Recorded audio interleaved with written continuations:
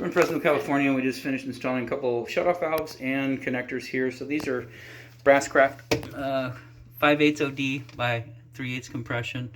And just for these, just quarter turn on and quarter turn off. So really easy to function. And braided stainless steel supplies. Faucet is existing. We had an some old shutoff valves in here that didn't shut off all the way. We also had some old Quest tubing in here. One had failed. This is the hot. The other one had failed, so it had fractured right at the very top where it connects to this nut, and that's where the water was spraying. At least to the best of our knowledge, that's what we believe happened in here. So it's reconnected to the faucet. They're going to do probably come in here and demo things back and do a little mini remodel in here. When you get to that point, you don't have to shut the water off to the house. Just shut that one off and shut that one off. And then be mindful during construction. You don't have to bump that or turn it inadvertently, because then you'll have water coming out. But right now it's holding. We reconnected to the faucet at the homeowner's request.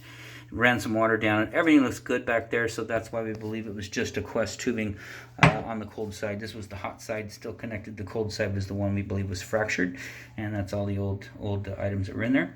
Outside of that, everything looks good here. This project is done.